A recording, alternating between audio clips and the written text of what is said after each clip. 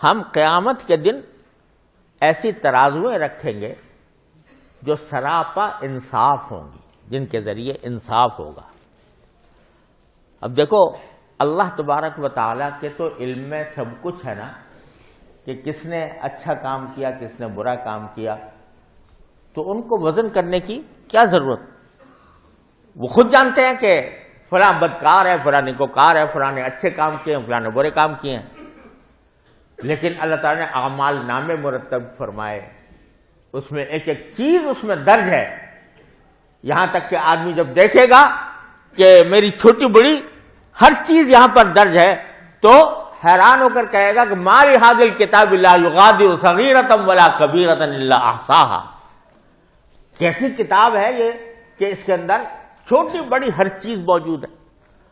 تو اللہ تعالیٰ کو کیا ضرورت تھی یہ سب اعمال نامے رکھنے کی؟ اللہ تعالیٰ کے علم میں تھا یہ فاسق ہے، یہ کافر ہے، یہ مومن ہے، یہ صالح ہے، خود ہی اپنے علم کی بنیاد پر فیصلہ فرما دیتے، اس کو جنت میں بھیجو، اس کو جہنم میں بھیجو، لیکن اعمال نامے مرتب فرمائے، ایک ایک چیز دنیا کے سامنے وہ رکھ دی، اور پھر ان کا وزن بھی فرمایا دنیا کے سامنے۔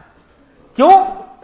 وجہ بیان کر دی کہ انصاف صرف اتنا نہیں ہے کہ انصاف کیا جائے، بلکہ یہ ہونا چاہیے کہ انصاف ہوتا ہوا نظر بھی آئے کہ انصاف ہو رہا ہے، تاکہ وہ دکھانے کے لیے اللہ تعالیٰ نے سارے اعمال نامے بھی کر دی۔ وَكُلَّ إِنسَانٍ أَلْزَمْنَاهُ طَائِرَهُ فِي عُنُقِهِ، اور آگے کیا ہے؟ وَالْقِيَامَةِ كِتَابًا يَلْقَاهُ مَنْشُورًا، تو ہر انسان کے اوپر یہ مقرر کر دیا آخرت میں خود دیکھ لو تم نے کیا کیا تھا۔ تو یہ بتا دیا کہ انصاف صرف ہونا ہی نہیں چاہیے بلکہ نظر آنا چاہیے کہ میں انصاف کر رہا ہوں، دوسرا آدمی بھی تسلیم کر لے کہ ہاں یہ انصاف ہو رہا ہے۔ اس لیے اللہ تعالیٰ نے موازین قائم کیے ہیں، ترازویں قائم کیے ہیں، اس کے اندر اعمال ناموں کو تولا جائے گا۔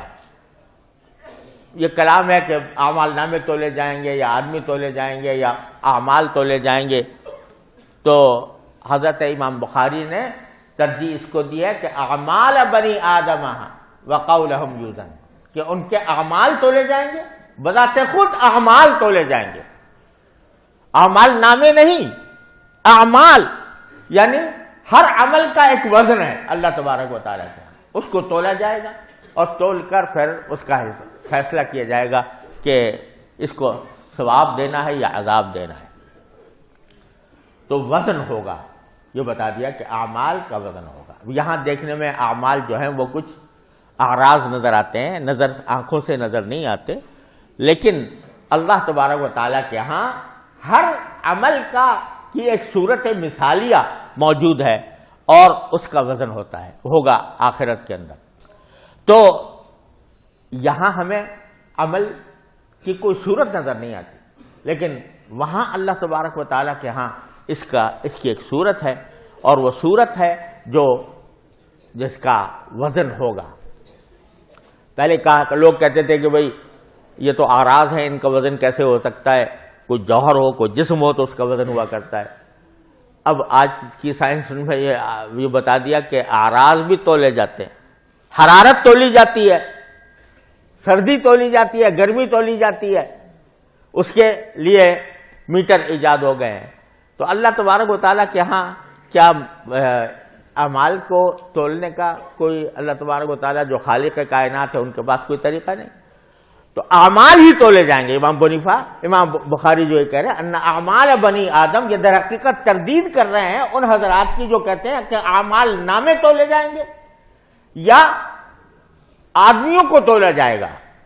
اس کے بعد وہ کہتے ہیں ان اعمال بنی آدم، بنی آدم کے اعمال تولے جائیں گے اور ان کے اقوال تولے جائیں گے، وقولہم، ان کے اقوال بھی تولے جائیں گے۔ کیا معنی؟ کہ جو کلمہ زبان سے نکلا ہے، جو بات انسان کی زبان سے نکلی ہے، اس کا اللہ تعالیٰ کے ہاں ایک وزن ہے، اور اس وزن کو بھی تولا جائے گا، جس کے لیے حدیث لائے ہیں آگے کہ یہ ثقیل ہے میزان میں یہ کلمے، سبحان اللہ وبحمدہ سبحان اللہ العظیم۔ تو ہر انسان کے زبان کے اندر سے جو بات نکلتی ہے وہ بھی تولی جائے گی۔